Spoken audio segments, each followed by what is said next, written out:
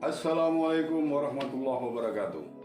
Jumpa lagi dengan RP Channel 63. Kali ini saya ingin sharing informasi kepada bapak-bapak, ibu-ibu pejuang madrasah terkait beredarnya juknis pengelolaan BOP dan BOS pada madrasah tahun 2022 ini.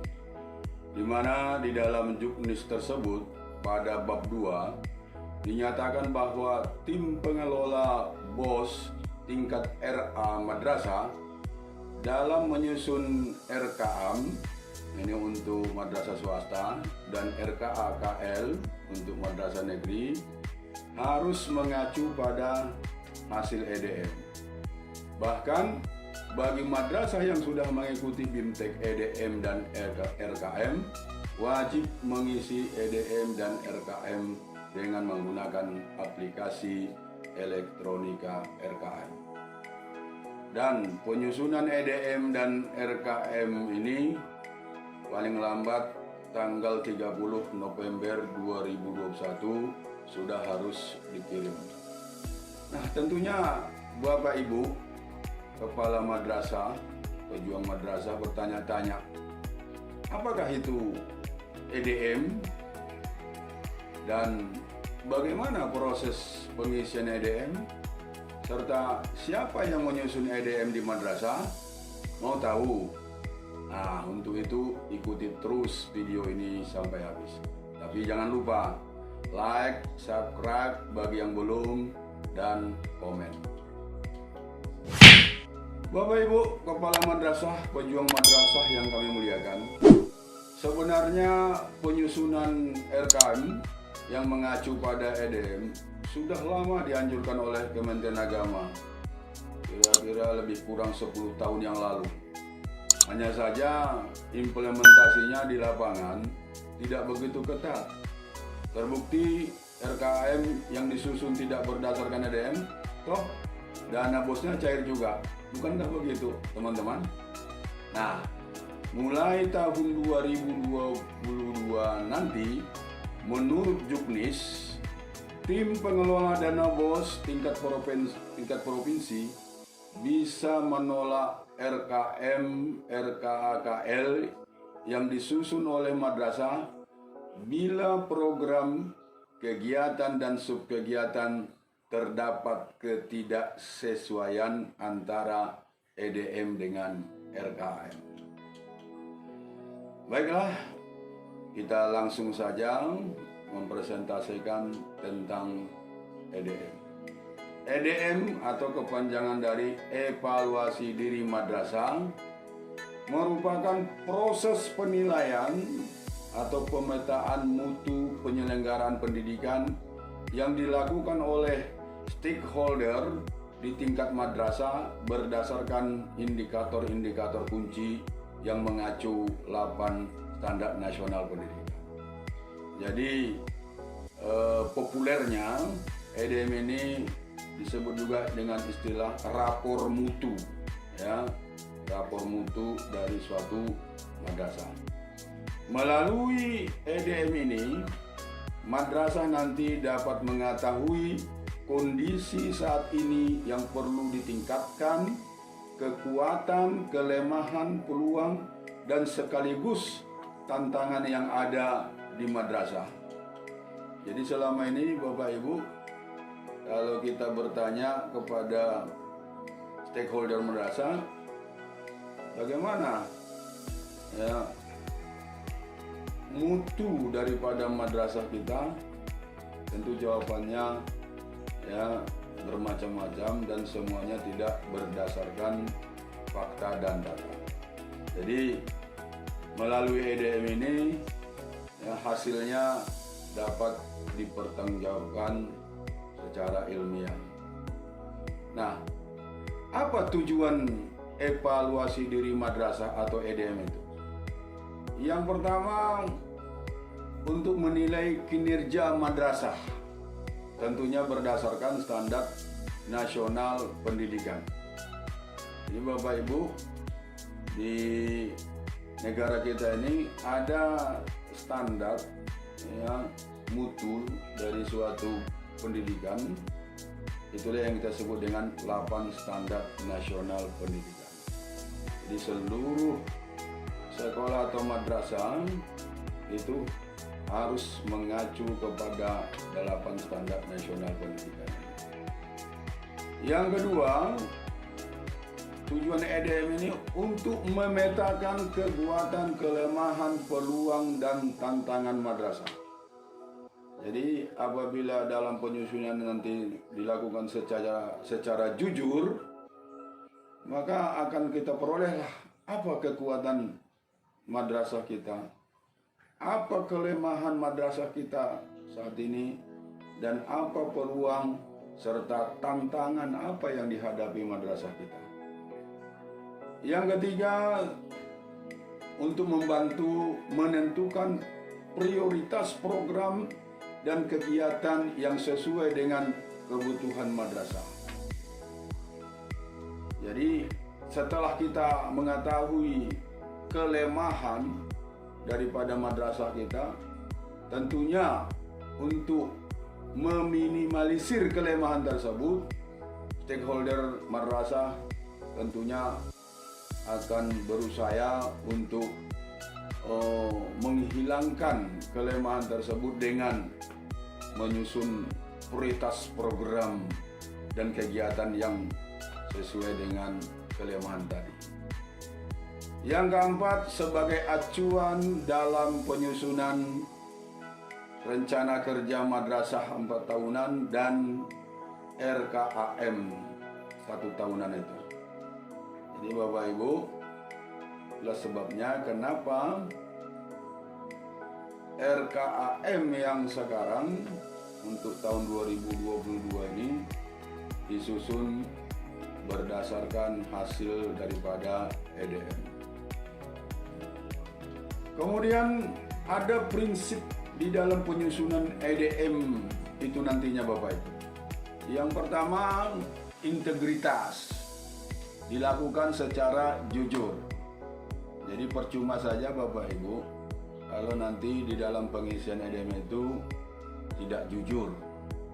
Yang kedua, objektif berdasarkan fakta yang ada. Jadi bukan mengada-ngada gitu. Yang ketiga, ilmiah. Disusun menggunakan pendekatan ilmiah dan terbuka untuk dievaluasi oleh semua pihak. Yang keempat, partisipasif, di mana dalam pelaksanaannya itu melibatkan semua warga madrasah melalui musyawarah mufakat. Yang kelima, transparan. Hasil EDM terbuka untuk diketahui oleh semua pihak. Keenam, akuntabel, dapat dipertanggungjawabkan. 7, terintegrasi, memanfaatkan data dan informasi yang tersedia dalam EMIS dan Simpatika yang terintegrasi dengan elektronika RKAM. Yang ke-8, periodik, dilakukan secara berkala setiap tahun, tetapi dapat diperbaharui apabila diperlukan. Dan yang ke-9, berkelanjutan, artinya dilakukan secara terus-menerus. Nah, mungkin timbul pertanyaan, siapa pelaksana EDM itu di madrasah? Bapak Ibu, EDM dilakukan oleh tim penjamin mutu madrasah yang dibentuk dan diputuskan dalam surat keputusan kepala madrasah. Nah, siapa-siapa saja yang duduk di keanggotaan tim pengembang mutu madrasah tersebut? Anggota TPM ini sekurang-kurangnya 8 orang yang terdiri dari berbagai unsur yang ada di madrasah itu, meliputi kepala madrasah, bendahara madrasah, perwakilan guru, tenaga kependidikan, perwakilan komite madrasah, perwakilan orang tua siswa selain komite madrasah, operator, yayasan ini khusus bagi madrasah swasta, dan perwakilan siswa ini juga khusus untuk jenjang MTS dan MA, MAK. Jadi kalau untuk RA dan MI ini tidak ada perwakilan siswa. Nah, adapun susunan anggota tim pengembang mutu madrasah ini sebagai penanggung jawab kepala madrasah.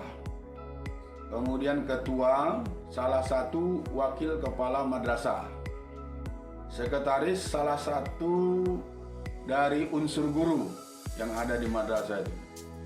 Selebihnya anggota. Nah, khusus dengan keanggotaan ini, apabila sumber daya manusia di madrasah itu mencukupi, misalnya madrasah yang memiliki rombel yang banyak, tentu banyak gurunya dan tenaga kependidikannya, maka anggota tim pengembang mutu ini dapat dibagi menjadi beberapa bidang sesuai dengan jumlah aspek dalam EDM.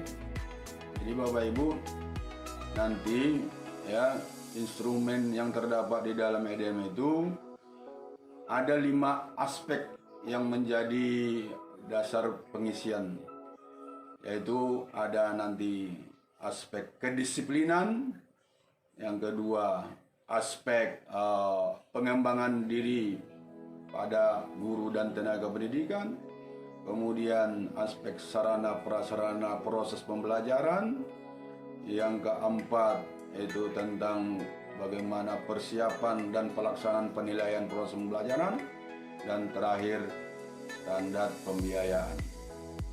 Ini semuanya tetap mengacu ke 8 standar nasional pendidikan. Jadi Bapak Ibu, setelah nanti menyelesaikan BIMTEK EDM RKM bagi madrasah yang mengikuti BIMTEK, maka segera menindaklanjuti di madrasah untuk yang pertama ini adalah membentuk tim pengembang mutu madrasah ya di madrasah kita masing-masing. Tapi demikian juga bagi madrasah yang belum mengikuti BIMTEK EDM RKM, tidak ada salahnya juga untuk segera membentuk tim pengembang mutu madrasah ini. Karena perbedaan antara madrasah yang sudah mengikuti BIMTEK EDM dan RKM dengan yang tidak mengikuti BIMTEK EDM dan KM hanyalah dalam menyusun EDM dan RKM tadi. Bagi madrasah yang sudah mengikuti BIMTEK itu nanti melalui aplikasi. Ya, saya ulangi, melalui aplikasi. Sementara bagi madrasah yang belum mengikuti BIMTEK EDM dan RKM itu masih bisa ya tidak melalui aplikasi. Tetapi kedepannya program Kementerian Agama ini di tahun 2022 diupayakan seluruh madrasah yang ada di Indonesia ini nanti pengisian EDM dan RKM-nya berbasis aplikasi. Nah, apa tugas pokok tim pengembang madrasah ini, Bapak Ibu? Yang pertama, melakukan evaluasi diri madrasah secara kontinu. Yang kedua, melaporkan hasil EDM melalui aplikasi elektronika yang telah tersedia sesuai dengan waktu yang ditetapkan. Tadi saya jelaskan untuk pengisian EDM 2021 dan penyusunan RKM itu paling lambat 30 November 2021 ini. Berarti tidak lama lagi Bapak Ibu. Yang ketiga, tugas pokok TPM madrasah ini adalah mengkoordinasikan pelaksanaan penjaminan mutu di tingkat madrasah. Yang keempat, melakukan pembinaan, pembimbingan, pendampingan, dan supervisi terhadap pelaku pendidikan di satuan pendidikan dalam pengembangan dan penjaminan mutu pendidikan. Yang kelima, melaksanakan pemetaan mutu pendidikan berdasarkan data mutu pendidikan di madrasah. Keenam, melakukan monitoring dan evaluasi proses pelaksanaan pemenuhan mutu yang telah dilakukan.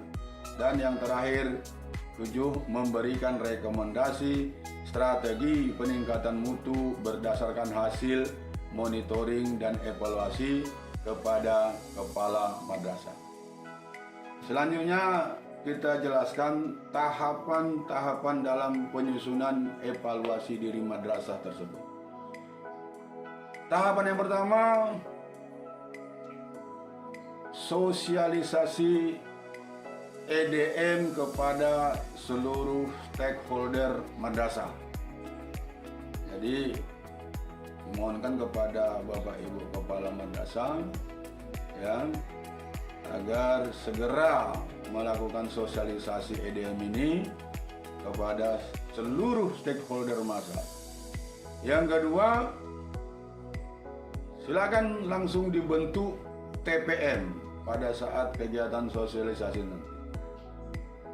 Nah, setelah terbentuk TPM, maka tahapan yang ketiga, seluruh tim pengembang mutu madrasah atau TPM itu diberikan pelatihan cara mengisi EDM.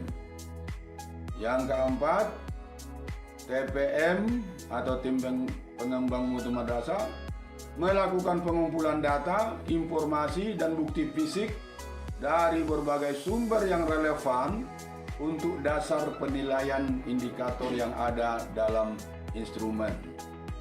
Yang kelima, penetapan tingkat setiap indikator berdasarkan data, informasi, dan bukti fisik.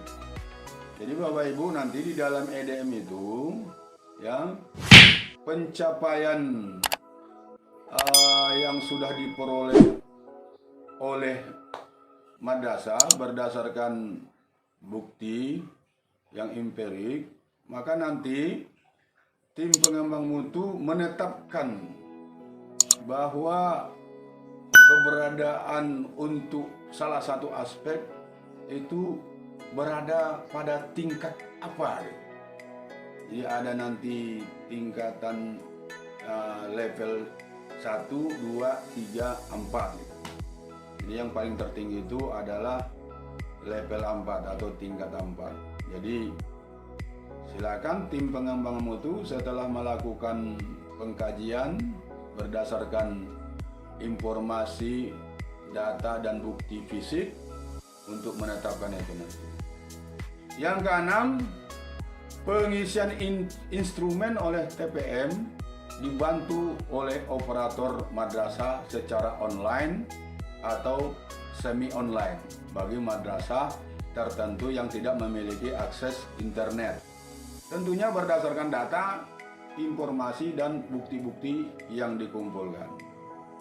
Yang ketujuh, ya, meminta persetujuan atau approval hasil EDM tadi oleh Camat melalui form yang tersedia.